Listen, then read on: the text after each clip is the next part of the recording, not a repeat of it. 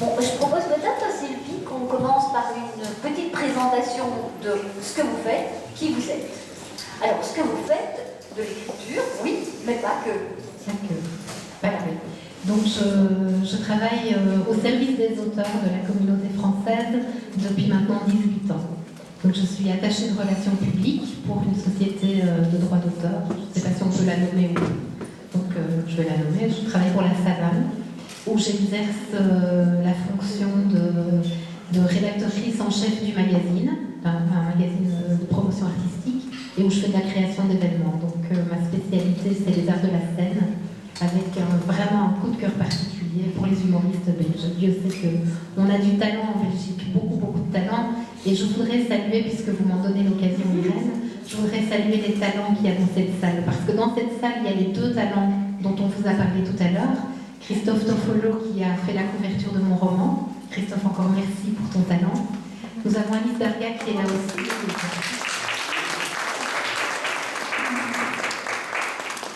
Donc Alice qui participe à cette exposition avec ses toiles magnifiques, qui est un artiste d'envergure internationale, comme on vous l'a dit tout à l'heure. Et puis un petit coup de cœur, un petit clin d'œil à Yves Misser qui se cache là-bas dans le fond de la salle, qui est un photographe fabuleux. Et donc la pratique de mon métier en tant qu'attachée de relations publiques à la Savane me permet de rencontrer ces gens merveilleux et j'en retire humainement une expérience fabuleuse, une richesse véritablement incontournable. Alors, juste encore une petite précision, vous êtes aussi maman de 2 enfants? Oui, je suis maman de 2 grands-enfants, et quand j'enlève mes talons, je sais pourquoi je dis grand. J'ai un fils qui a 13 ans, qui se prénomme Adam, et une petite Nora de 10 ans, qui n'est plus si petite que ça, j'ai oublié le coup des talons. Et voilà, ce sont des enfants issus d'une double culture, leur papa est algérien, et donc à la maison, c'est évidemment les valeurs d'ouverture, de tolérance, de respect, et de différence. Le droit à la différence, pour moi, est un droit fondamental. Alors, justement, venons-en au fondamental de ce soir, l'écriture. Vous avez toujours écrit, ou presque. Alors, je vous disais tout à l'heure, sous l'œil de la boutade, j'ai 40 ans depuis le 17 novembre, et ça fait 45 ans que j'écris. Voilà. Je suis née avec un crayon dans la main. Maman me disait, j'ai commencé à marcher, je devais avoir 10-11 mois. Et j'ai tout de suite attrapé tous les pics stylos que je pouvais trouver. Et sans trop savoir à quoi ça servait, je gribouillais déjà sur les murs. Donc ils ont refait les peintures, les tapisseries. Je vous dis pas, c'était un enfer pour mes parents. Et voilà. Et maman travaillait, enfin elle était indépendante, elle travaillait dans une librairie. Je pense que j'ai commis mes larcins très jeune. Je dérobais les pics, les crayons, et voilà. Et donc là, ce soir, nous allons parler principalement de l'anagramme des sens, mais ça n'est pas votre premier ouvrage. Non, c'est le 5e. C'est le 5e publié, pour tout vous dire, mais évidemment, il y en a d'autres dans mes tiroirs, des manuscrits que je ne sortirai plus aujourd'hui, parce qu'ils ne me correspondent plus, parce que la plume a changé, c'est nuancé. Là.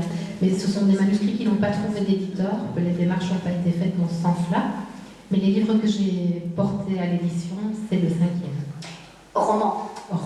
Donc les précédents étaient des romans aussi. Alors, les 4 précédents étaient des romans. Le premier, La Verve assassine, est un roman épistolaire qui aborde la violence conjugale, la violence morale. À chaque fois des émotions en fait. Des émotions. Donc oui, voilà, je suis sans doute pas la plus grande des narratrices. Je me dis qu'aujourd'hui nous avons des écrivains qui font ça tellement bien qu'il ne me servirait à rien d'essayer de faire comme eux. Moi, mon truc à moi, c'est l'émotion. Je ressens et j'écris ce que je ressens. Alors, le second livre. Le second livre, Destin croisé. Alors, Destin croisé, vous êtes tous de la région de Liège ou il y a des gens de Bruxelles ici? Non. Voilà. Moi, je suis bruxelloise et à Bruxelles, on a le métro, le tram, les taxis. Enfin, c'est une horreur. Enfin, la ville, j'aime ma ville. Je suis une très grande amoureuse de la ville, mais pas de sa circulation. Et donc, j'habite à Uccle, et pour me rendre dans le quartier européen où je travaille, j'ai besoin de 25 minutes tous les matins.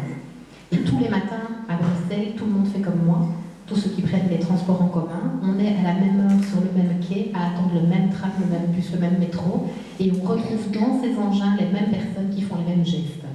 Et donc, dans ce roman, Destin croisé, il y avait une petite dame en vert, tous les jours habillée en vert chasseur, qui se maquille tous les jours, et chaque fois que moi j'arrive dans le tram, elle met du mascara vieux journal, mais il le lit, il est toujours à l'envers. Donc je crois qu'il dort encore, mais voilà. Et c'est tout ça que je raconte. Parce qu'évidemment, j'ai prêté à ces gens des destins. La dame en vert, elle a un fils malade. Le monsieur qui lit son journal à l'envers, eh ben, je crois qu'il pense que sa femme a une aventure. Enfin voilà, la vie, vos vies, la mienne, la leur. Je ne sais pas s'ils sont contents de la vie que je leur ai dessinée. Je ne leur ai pas demandé. Mais voilà, ça c'était le deuxième roman. Et puis alors le troisième, une autre émotion? Une autre émotion. Le troisième, la naissance du livre, je suis à Paris. Je suis à la foire du livre où je présente La Verve assassine. Et à Paris, on ne connaît pas trop, donc j'ai du boulot, mais pas tant que ça, honnêtement. Je reviens à l'hôtel et je suis dans une période de vie où mon couple ne va pas bien, les enfants sont petits, je culpabilise d'être à Paris, alors que ma vie de maman m'attend à la maison. Et je me dirige vers une cabine téléphonique au coin de la rue de Lourmel, à l'angle de la rue de Lourmel, je m'en souviendrai toute ma vie. Et là, je télescope un photographe. Mes dossiers volent dans tous les sens, le monsieur est très embêté, il ramasse tous mes documents qui sont mouillés parce qu'il pleuvait, et il me dit « je vous dois quand même bien un café ». Alors je le regarde, je le trouve plutôt mignon, je me dis « allez, pourquoi pas ?» Allons-y. Je m'installe. Il aurait été moche, ça aurait été pareil? Ben, moche, ça veut dire quoi? Oh, pas Mel Gibson. Oh, vous n'avez pas les mêmes goûts. Moi, je ne sais pas, mais soit. Ce monsieur, je le trouve pas mal, je prends un café avec lui, et puis il m'explique qu'il n'y a pas de hasard. Il n'y a pas de hasard. Il m'explique qu'il est photographe, qu'il habite à Montréal, que sa maman habite Paris, et que donc le jour, il part à Montréal.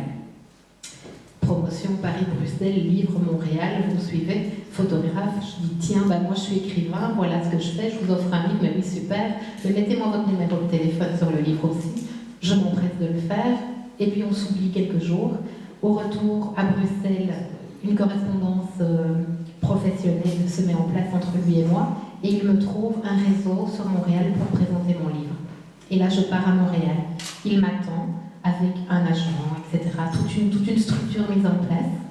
Et puis, il faut quand même que je loge quelque part. Donc, il m'accueille dans un endroit où lui habitait, où il y avait une petite chambre. Et je passe 7 jours avec cette personne. Et pendant ces 7 jours-là, vous ne pouvez pas côtoyer quelqu'un sans qu'il se passe quelque chose.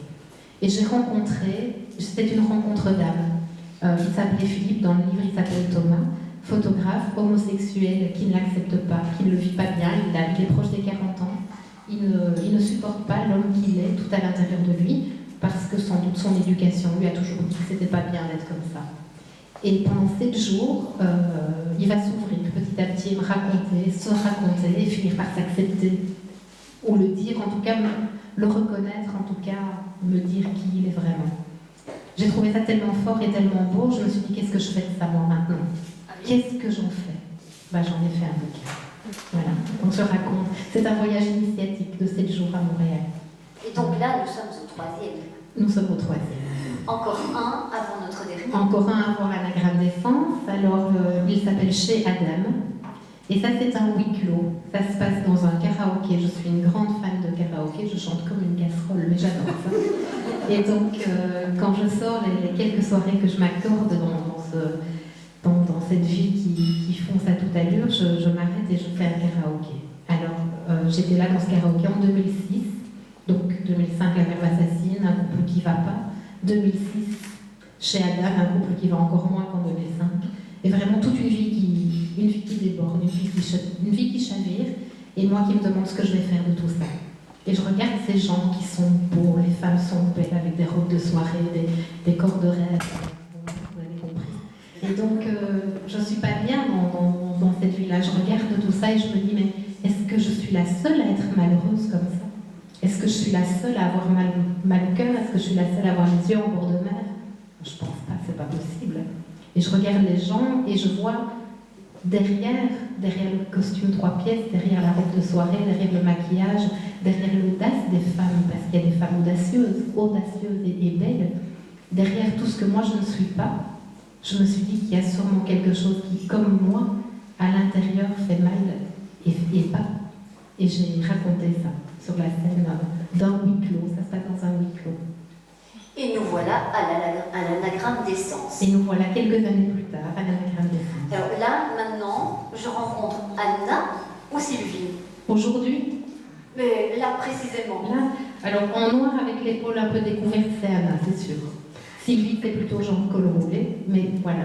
Donc aujourd'hui, alors, c'est difficile parce que le personnage d'Anna est la part que Sylvie n'a jamais osé être. Alors, on va commencer au début.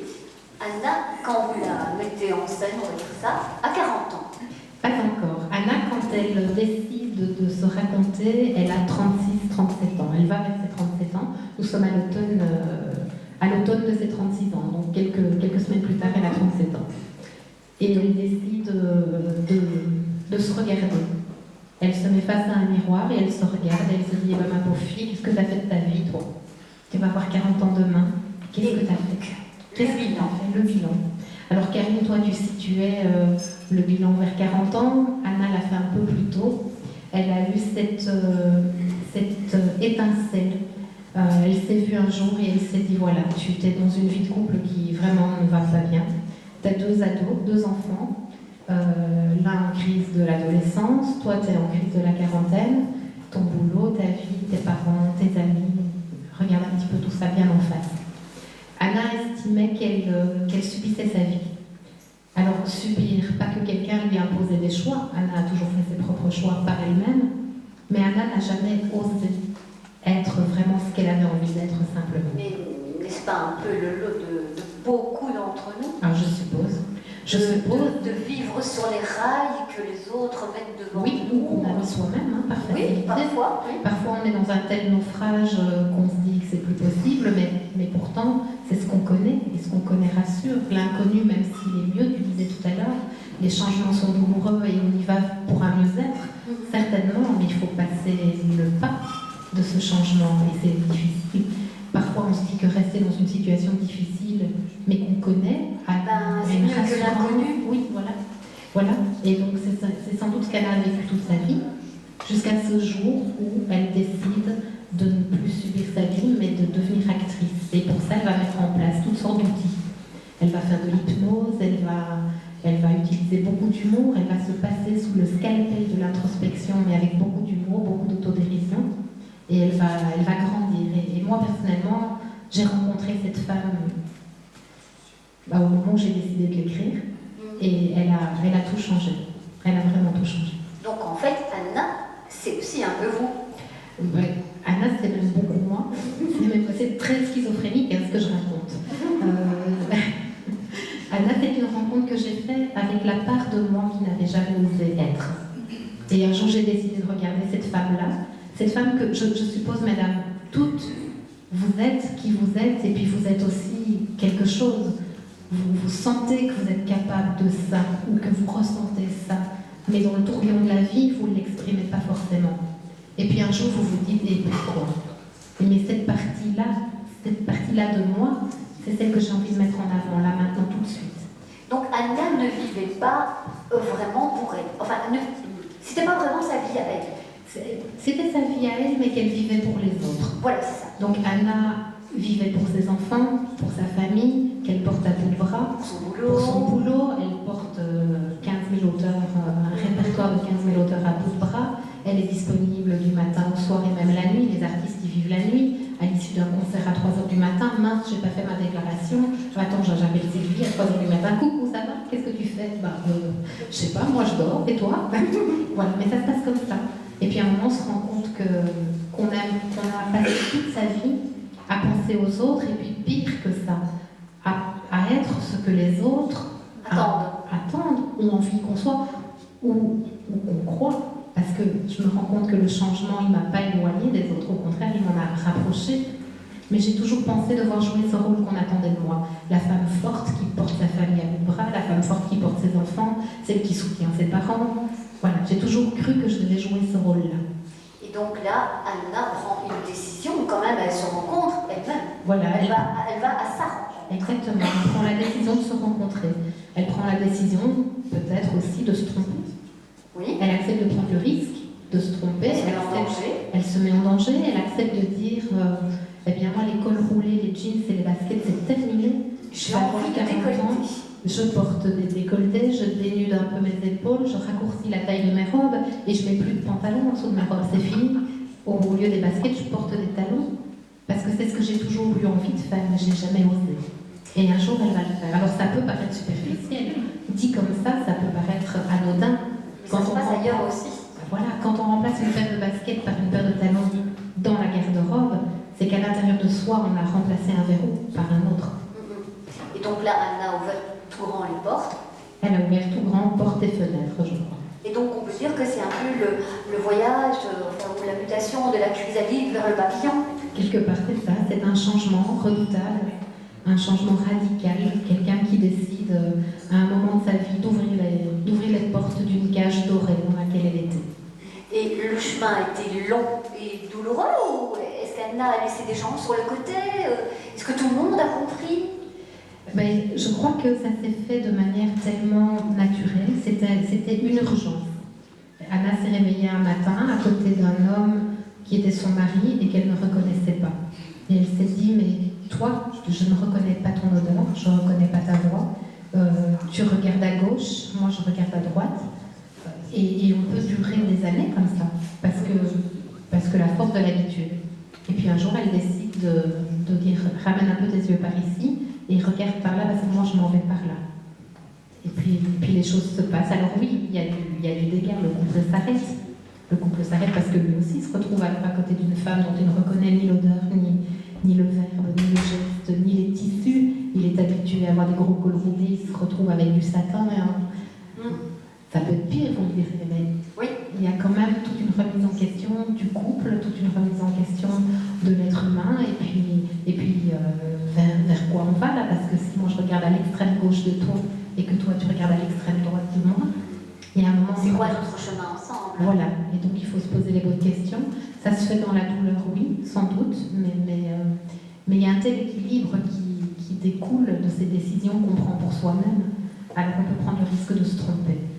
Oui, et justement, vous avez soulevé le mot tout à l'heure, vous avez dû aussi affronter vos imperfections, vos défauts, que vous cachiez sous des cols roulés, des pulls larges. Exactement. C'est ça, c'est de se dire qu'aucun être humain n'est parfait. Et on peut tendre à le devenir, on ne le sera jamais. Quelque part, heureusement, c'est ce qui fait que dans cette salle, il y a du relief, il y a de la couleur, il y a de la générosité, c'est parce qu'on est tous différents. Mais on a tous envie de se rapprocher de quelque chose qui ressemble à ce qu'on aime, à l'idéal qu'on peut avoir de soi. Et toute ma vie, je me suis battue contre ma rondeur. Toute ma vie, je m'en suis cachée, je les ai détestés, j'en ai eu peur. J'ai fait de mauvais choix dans ma vie parce que j'estimais de toute façon ne rien mériter d'autre. Et là, je parle de rencontres que j'ai pu faire. Et puis un jour, on se dit, mais tes rencontres, tes rondeurs, tes imperfections, tes fragilités, elles sont là.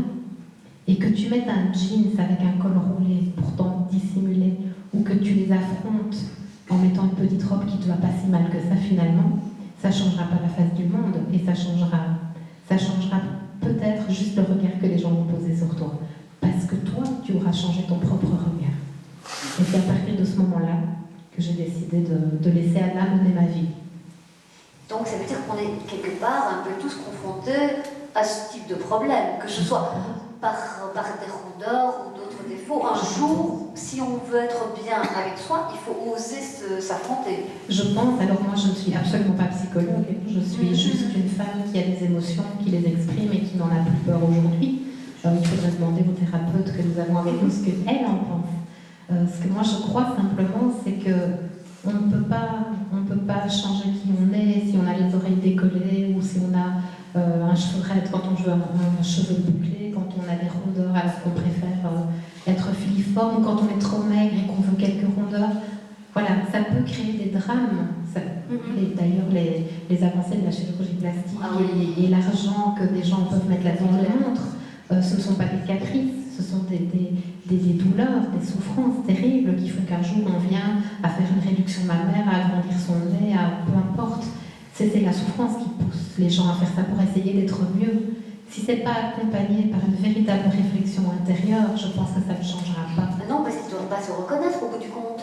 On ne se reconnaît pas, et puis sans doute que le mal-être qu'on exprime par les complexes est beaucoup plus profond qu'une simple image. Aujourd'hui, mes rondeurs, elles sont toujours là, mais j'en ai plus peur. Et Anna, aujourd'hui? Anna, elle est aussi ronde que moi.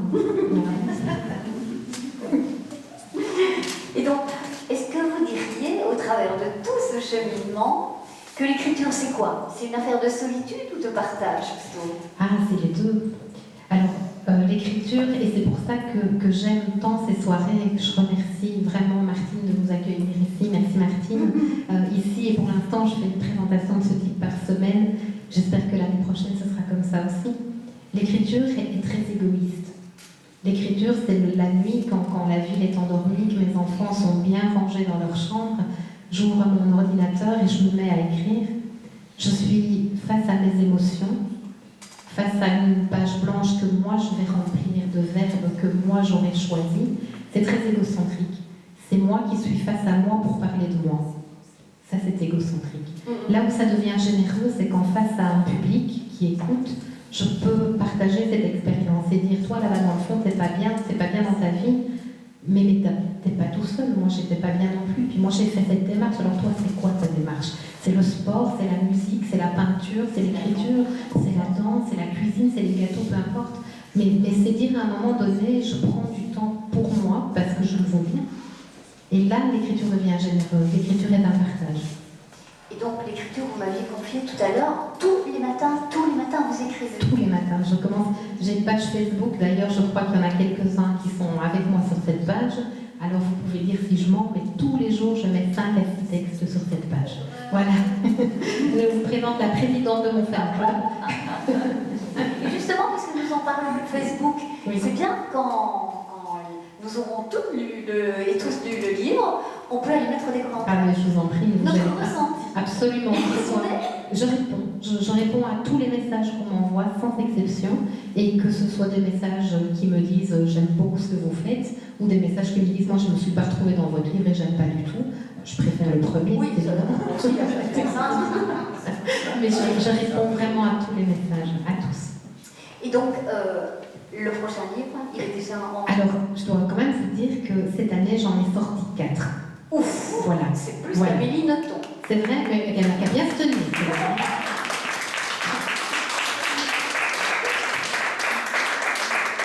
J'aime beaucoup Amélie Nothomb, hein, c'est une boutade.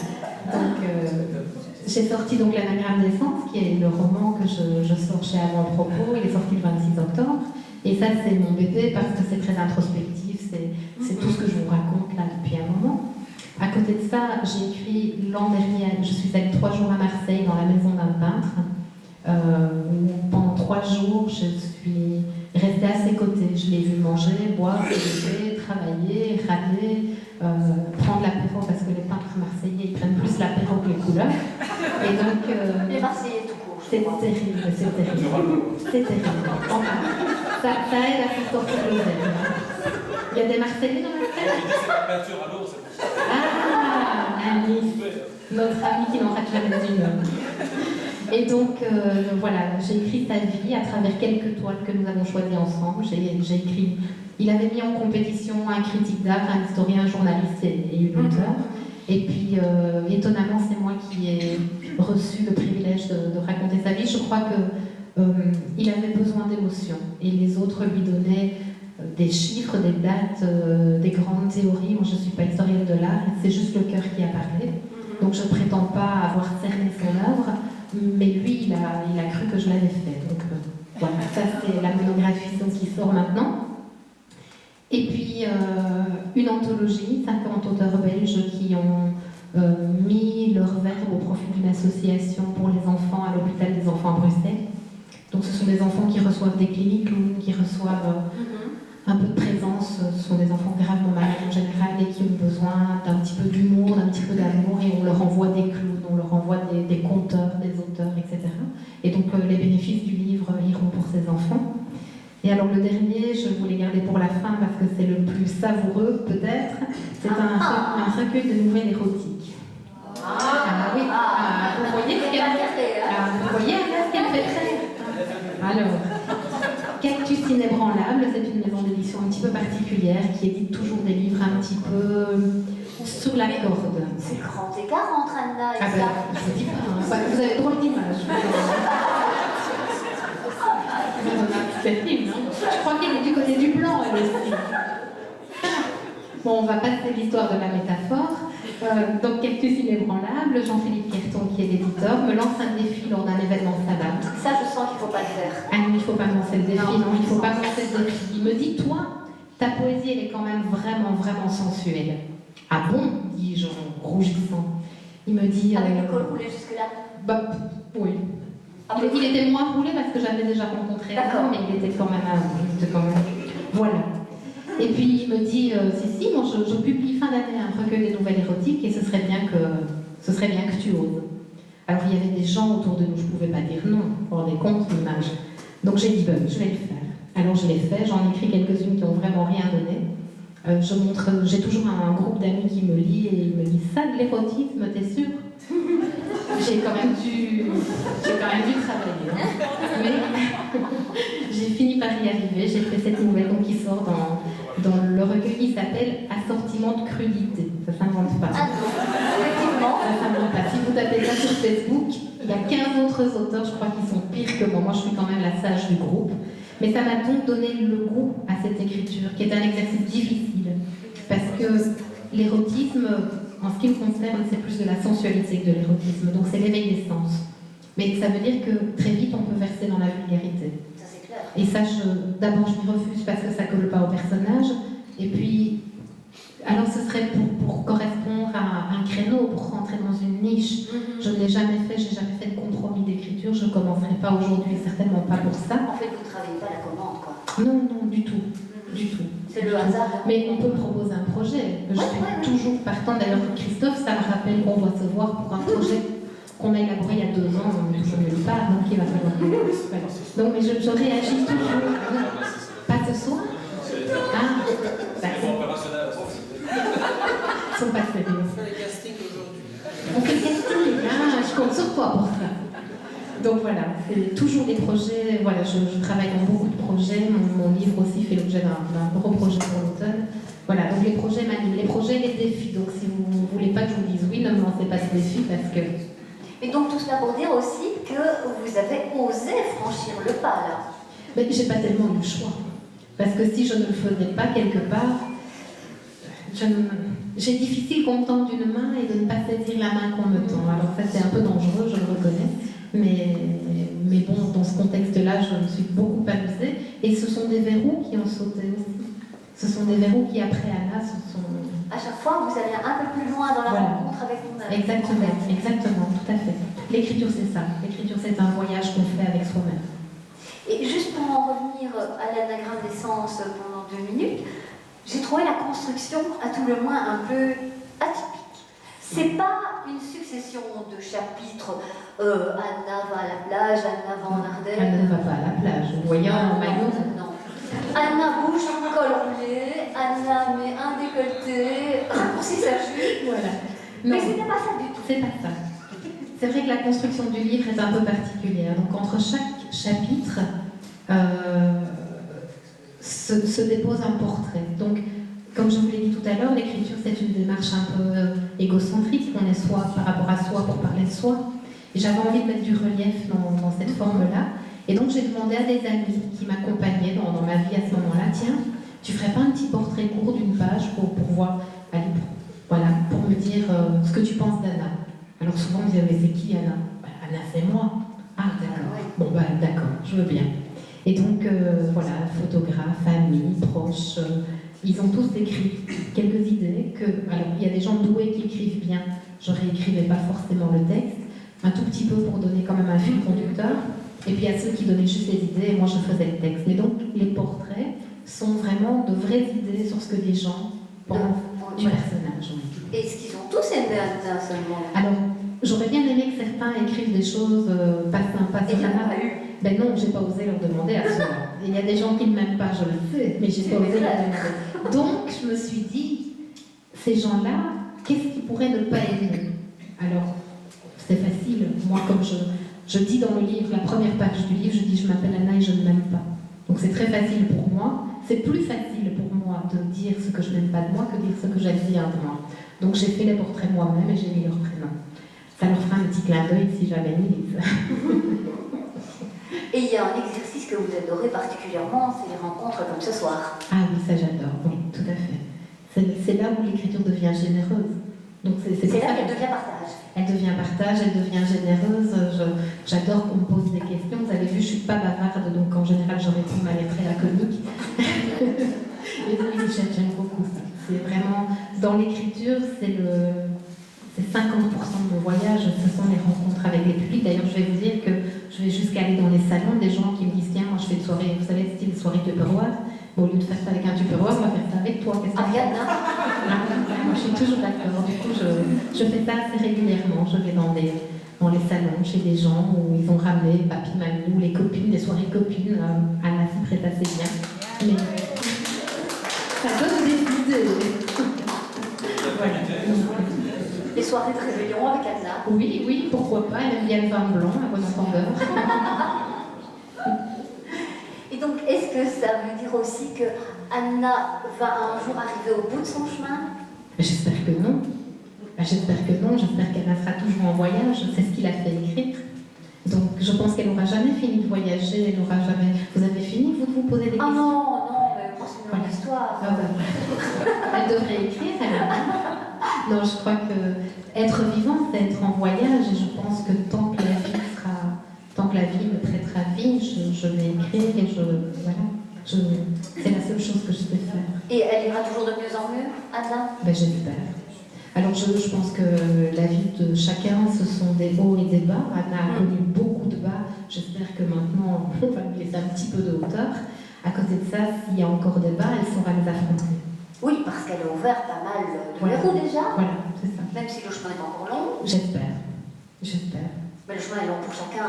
Le chemin est long pour chacun, oui, et chaotique. Et puis c'est ça qui donne le relief à la vie. C'est ce qui est tellement beau. C'est pouvoir se relever d'un chagrin, c'est pouvoir affronter la maladie, affronter la souffrance, et puis la joie, parce que la vie c'est ça quand même. On n'est jamais tout triste, tout malheureux. Ce serait trop facile. C'est trop facile, exactement. La vie ce sont des nuances et on peut se sentir bien malgré un chagrin, on peut se sentir triste malgré beaucoup de joie. C'est un panaché d'émotions. Vive l'émotion, vive les émotions, il n'y a que ça de vrai. Ça, je pense qu'Anna, elle ne cesse de le répéter. C'est une éponge à l'émotion. Et donc, vous parliez tout à l'heure de vos deux enfants. Et qu'est-ce qu'ils pensent, eux, d'une maman qui écrit comme ça, alors, tout le temps? En général, quand mes enfants reçoivent à la maison des amis, mon fils, la première chose qu'il fait, c'est rentrer, ne vous inquiétez pas. Elle est un peu folle, mais elle est sympa. Ça constitue le... Voilà. Je pense que je n'ai pas le profil de la maman classique qui fait des gâteaux, des crêpes, d'ailleurs je les rate toutes. Je suis incapable de faire un goûter correct pour mes enfants. Mais à côté de ça, on se promène en forêt, on fait de la poésie, on fait des vers. Mon fils écrit, il a 13 ans, il est en train d'écrire un roman. Je ne sais pas ce que ça vaut, il ne veut pas que je lise, mais on verra plus tard. Il va éditer un recueil de poésie début d'année. Il a une cinquantaine de poésies qu'un éditeur a accepté de publier. En fait, il est piqué à la même chose que vous. J'ai l'impression que c'est contagieux chez moi. Oui. Alors ma fille, pas du tout. Elle, ça l'ennuie. D'ailleurs, pourquoi écrire sans faute, ça sert à quoi? C'est quand même une perte de temps. Elle veut chanter, danser, faire du spectacle. Voilà. Donc on est quand même très fort marqué par la culture et par les arts, mais chacun dans son registre. Exactement. Et pour demain? Alors pour demain... Oui, enfin, je pose ma question autrement. Est-ce qu'il y a une suite déjà à l'anagramme d'essence? Alors oui, il y a une suite considérable, et d'ailleurs je vais vous proposer un rendez-vous, si vous voulez bien. Ça y est. Oui, enfin plusieurs rendez-vous d'ailleurs, tant qu'à faire. Vous avez vos agendas? Oui. Donc il y a une suite imminente. Quand on a la chance d'être passionné, de porter une passion et de pouvoir la vivre, de la regarder dans le regard des gens qui nous écoutent, de pouvoir publier, c'est pas donné à tout le monde, c'est vrai, c'est un chemin qui est ardu. L'édition, c'est pas facile. Quand on a cette chance-là, il faut pouvoir la rendre. Et la semaine dernière, lundi dernier, j'avais l'insomnie, ça m'arrive parfois. Je mets alors sur Facebook, parce que maintenant vous éternuez, vous le mettez sur Facebook, c'est la même. Ça, c'est moi, j'avais une insomnie, j'ai mis sur Facebook, nuit d'encre, je fais ça un petit peu subtilement, nuit d'encre et l'insomnie. C'est joli, hein. Je mets ça sur le mur, puis quelques Tout le monde années. a compris que vous aviez écrit tout ça. Ceux qui ne dormaient pas, voilà, l'ont compris. Et puis je vois un article sur les cafés suspendus. Est-ce que vous savez ce que c'est, les cafés suspendus? Donc c'est une initiative qui vient de Naples et qui se propage, et j'espère va vraiment beaucoup se propager en Belgique. Vous allez prendre un verre ou un café dans un établissement. Vous prenez 2 cafés et 2 suspendus. Donc vous en payez 4, vous en consommez 2. Et vous en laissez 2 pour les personnes démunies. Un autocollant à la façade, à la vitrine de l'établissement montre aux démunis que là, ils peuvent entrer et ils peuvent se renseigner si quelqu'un a suspendu quelque chose pour eux. J'ai trouvé ça touchant et je me suis dit, au bord de l'hiver, moi, mon problème de taille, là, maintenant, c'est que je ne sais pas dormir dans mon appartement bruxellois, en dessous d'une couette qui sent le jasmin. C'est un problème de luxe, mais il y a des gens qui, eux, se demandent demain de... Sur quel carton vais-je dormir? Oui, quand ils ont la chance de trouver un carton. Et je me suis dit, ça, c'est pas possible. En 2014, presque, en Europe, mais comment c'est possible que des gens dorment encore dans la rue? Ça m'a vraiment perturbée, j'ai écrit un texte. Je l'ai déposé, mais même pas complet. C'était pas un texte très intéressant. C'était vraiment une urgence. Et là, une de mes amies, qui est compositrice, parce que vous devez savoir que j'écris des chansons à la base, c'est ça, mon premier métier, c'est la chanson. Elle me dit le matin, dis, tu as 7 minutes pour me faire un bon texte, parce que moi j'ai 12 minutes pour te la mettre en musique. Je dis bon, je fais le texte, je lui envoie, elle me dit ça, c'est une samba. C'est une samba, c'est quelque chose d'ensoleillé, c'est pas, on ne tombe pas dans la compassion triste. Au contraire, on dit aller un petit peu de bonheur, de café, de chaleur pour les gens qui en ont besoin. Et puis, elle me dit si on faisait quelque chose sur Bruxelles. Oui, mais quoi? Quelque chose, oui, mais quoi? Bah, toi, tu écris, moi je chante, on va faire un clip, on va faire une flash mob, on va attirer l'attention des gens. De là, je contacte une association qui connaît un petit peu le secteur, qui me dit oui, c'est génial, vous faites quoi ce midi? Bah rien, moi non plus, on le faisait ensemble. On s'est vus et on a mis au point le 28 décembre dans les Galeries de la Reine à Bruxelles. On va chanter avec une troupe, parce qu'entre-temps, les gens sont formidables et généreux. Ça, je dois dire que nous, on a écrit un texte, une chanson, et puis les autres ont fait tout le reste. On a une troupe de chanteurs, une troupe de danseurs, on a quelqu'un qui vient faire un clip, on a un photographe qui vient faire les photos, on a vraiment toute une équipe de professionnels.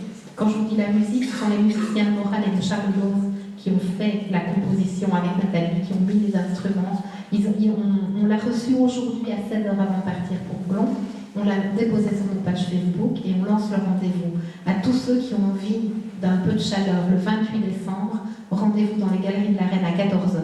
On fait une première répétition, c'est une simple, moi je ne sais pas danser, c'est pas grave, c'est pas grave du tout.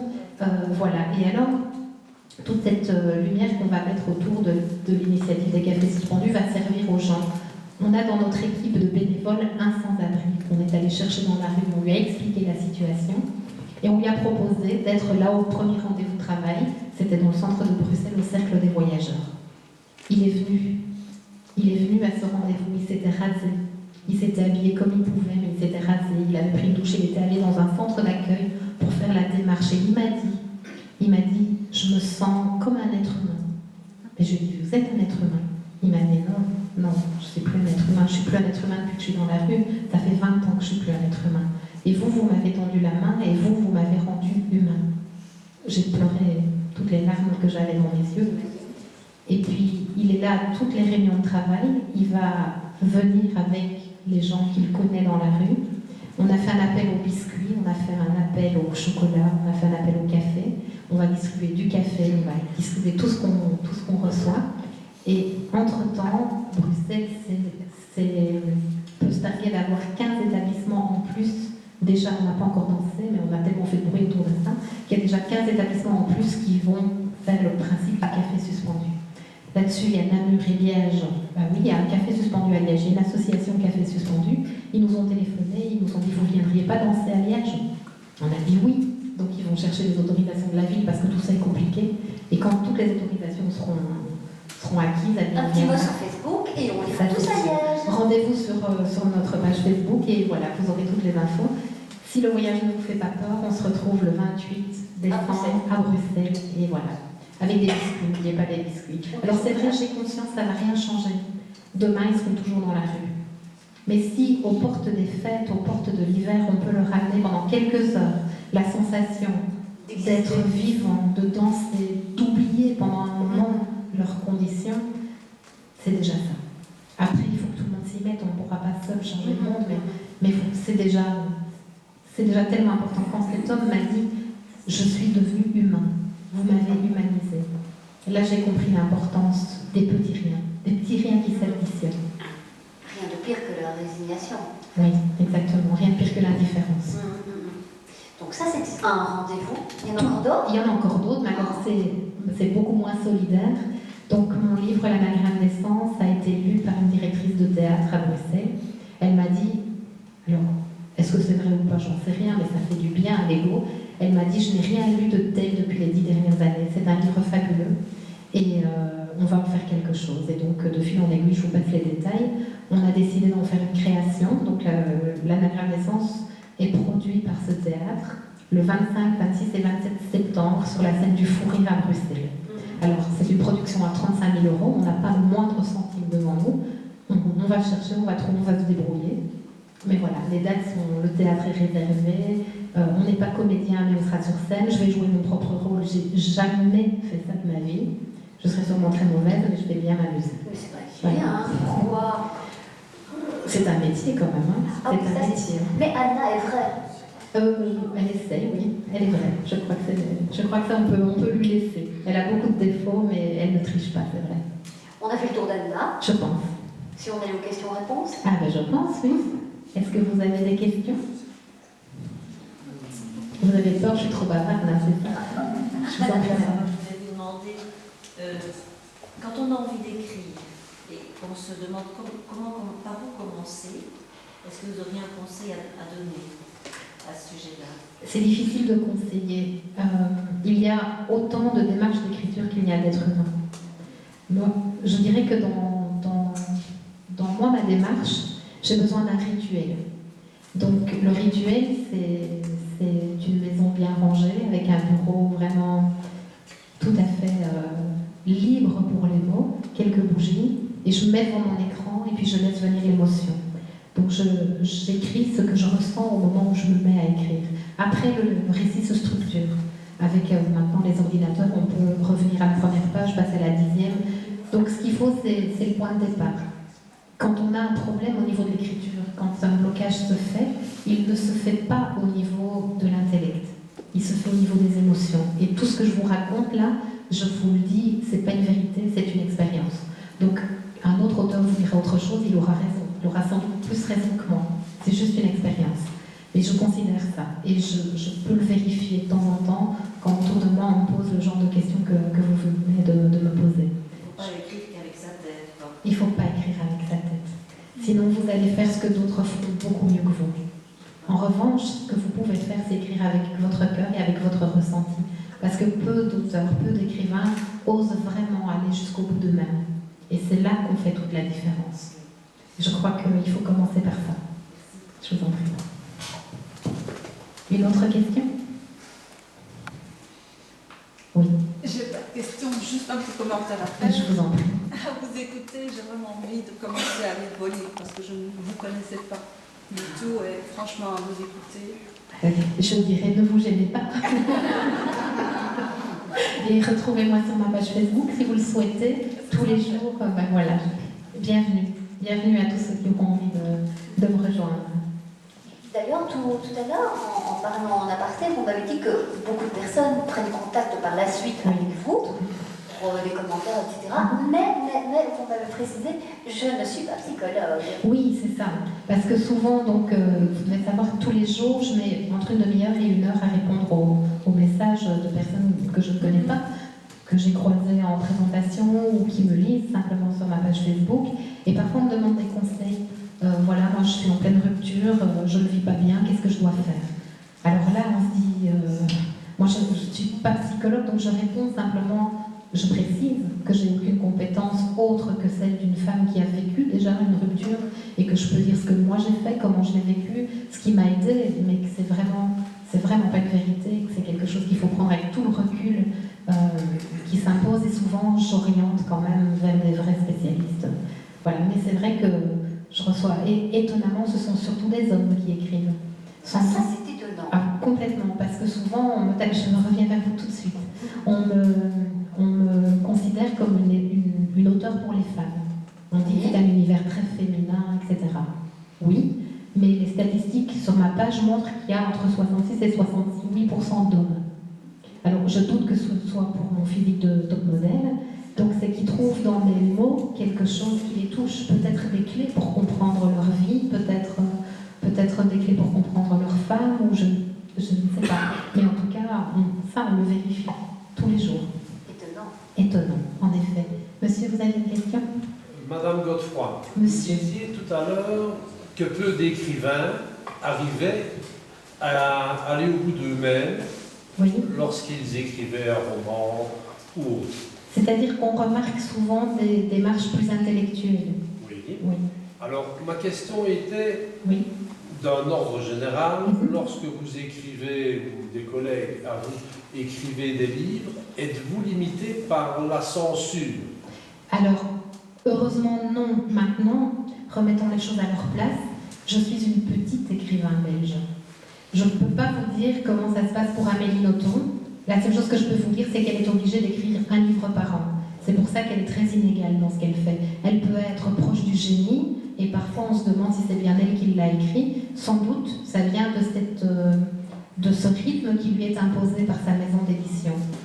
Elle vend des millions d'exemplaires, moi je suis loin de ça. Donc, on en reparle peut-être dans 10 ans si ma carrière évolue. À l'heure d'aujourd'hui, j'ai la chance d'être chez un éditeur. Il s'appelle Hervé Gérard, la maison d'édition c'est Avant-Propos. Il était anciennement le directeur général de chez Racine et il est président de la Foire du Livre. Ça vous situe un petit peu le personnage. Donc on est quand même, je dirais, dans les professionnels, dans l'édition professionnelle, mais je ne peux pas me targuer de vente comme Éric Emmanuel Schmitt ou Amélie Nothomb.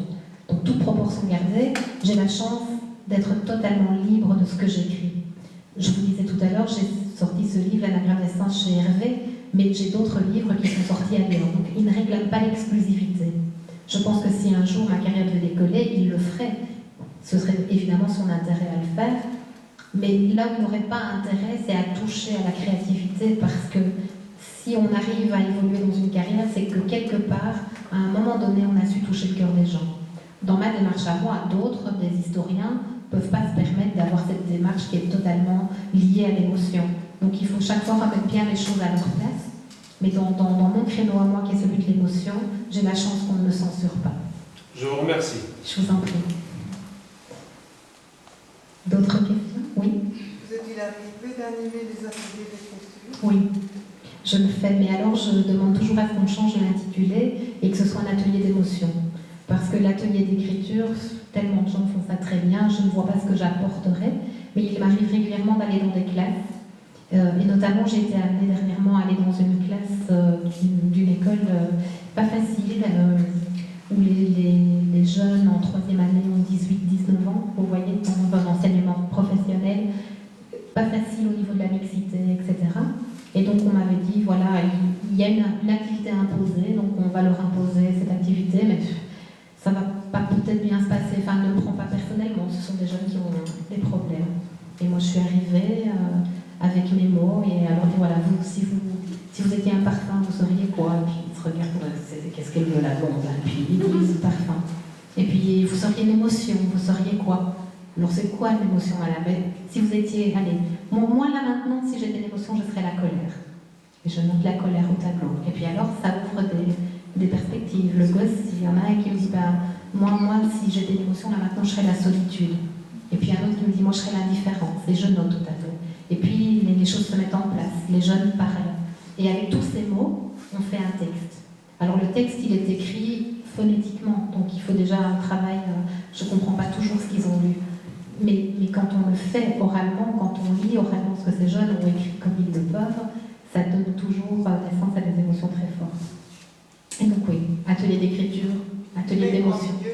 En milieu scolaire, mais voilà, je suis toujours partante pour toutes les aventures qui parlent de verbe. Toujours. Madame? Quand vous écrivez, vous cherchez les choses dans votre cœur, chez vous, dans votre vie. Tout à fait. Mais est-ce que ce n'est pas quelque part limitant se concentrer en sa propre... Vous savez, un être humain est capable de ressentir tellement de choses.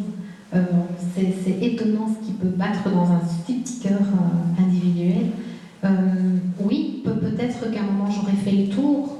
En même temps, Chaque jour amène une rencontre. Je peux écrire sur un regard dans un tram, je peux écrire sur un papa qui a commandé son fils dans le métro, je peux écrire sur le tapis de feuilles mortes dans les rues de la ville. Donc le champ des possibles est quand même très très grand. Très très grand. Et puis chaque fois, chaque rencontre qu'on peut faire là avec un éditeur qui me lance sur la nouvelle érotique, je le fais un petit peu contrainte et puis je me rends compte que c'est magnifique et ça m'emmène vers d'autres choses. Voilà, cette histoire de café suspendu, ça m'a donné des idées pour un prochain texte. Il y a ce jeune homme, Michael, ce sans-abri qui se sent raccroché à un projet de société. Un jour, j'écrirai peut-être son histoire, ce ne sera pas la mienne, mais je l'aurai ressentie. C'est ça, en fait, je n'écris pas toujours pour parler de moi. Dans tous mes livres, il y a quand même une part très extérieure à moi. Mais ce sont des émotions que j'ai ressenties. Comment vous parlez du chaud si je ne me suis jamais brûlée? Comment vous parlez de la faim si je n'ai jamais manqué? Comment vous parlez de la solitude si j'ai toujours été entourée? Comment vous parlez d'une rupture si je n'ai jamais pleuré? Et là, il y a des démarches qui ne me semblent pas crédibles dans le chef de certains auteurs qui veulent parler d'un voyage en Afrique, qui n'y sont jamais allés, mais il y a un sujet qui les interpelle, ils vont faire des recherches. Alors c'est beau, c'est noble et c'est très intelligent certainement, mais pour moi, à mon tout petit niveau, il manque la dimension humaine, la dimension vraie, celle qui ne triche pas. Si moi je vous parle de Montréal, c'est parce que j'y suis allée. Si je vous parle de l'avenue Bourmel à Paris, c'est parce que là j'ai télescopé un photographe, sinon je ne pourrais pas vous en parler. Je ne suis pas une raconteuse d'histoire, je suis une faiseuse d'émotions. Merci. Je vous en prie. Oui. Dans le titre, l'anagramme des sens, j'imagine que vous avez voulu jouer sur un jeu de mots. Ah ben, c'est Est-ce qu'on qu'on ne pourrait pas avoir une double lecture? Ah oui. Et le livre, Bien sûr. anagramme, Alors, qui est des sens. évidemment. Et puis, il y a 1000 lectures possibles à ce titre qui s'est imposé, encore une fois, sans aucune réflexion véritablement intellectuelle. Un anagramme, c'est quelque chose qui se lit de gauche à droite, de droite à gauche. Anna se lit dans les deux sens, mais le prénom s'est imposé à moi, je ne l'ai pas choisi. Alors tout le monde me trouve très intelligente en disant « elle a vraiment bien mené son truc ». Tant mieux si on le croit, mais honnêtement, c'est pas vrai du tout. Et puis l'anagramme, comme vous le dites, Anna, le prénom féminin, les grammes qu'elle a beaucoup trop. Oui, et puis l'essence, parce que la vie d'Anna, c'est un anagramme d'essence. C'est vraiment ça. Ce sont des sens qu'on lit dans tous les sens. D'ailleurs, tout à l'heure, vous me disiez, quand vous commencez un roman, c'est d'abord le prénom. Tout à fait. Tout à fait. Donc ça fait partie du rituel dont je parlais tout à l'heure, madame. Donc il y a ce rituel et puis il y a le prénom. Alors quand c'est de la poésie ou de la chanson, il me faut le titre d'abord. Si j'ai pas un titre, il n'y a rien qui vient. Et pour le roman, c'est souvent des personnages féminins, sauf dans une nouvelle érotique où je me suis mis dans la peau d'un homme pour raconter une histoire. Et c'est un exercice très difficile. Mais souvent c'est une femme et il me faut son prénom. Et le prénom s'impose, je ne sais pas d'où il me vient, Anna s'est imposée. C'est vraiment une rencontre que j'ai faite avec un personnage qui s'est dit coucou, c'est moi. Et c'est moi que, voilà, tu vas devoir parler de moi.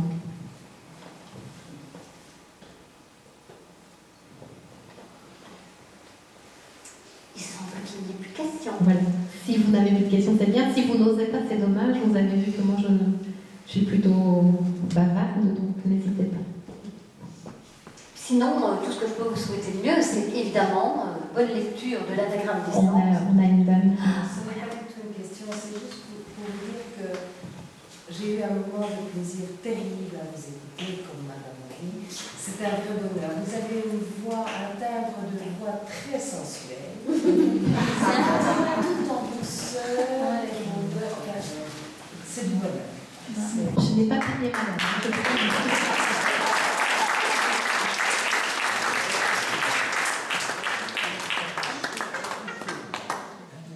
On vous cède la parole, Martine. Si vous le souhaitez. Voilà. Je vous remercie tous et toutes de m'avoir écouté pendant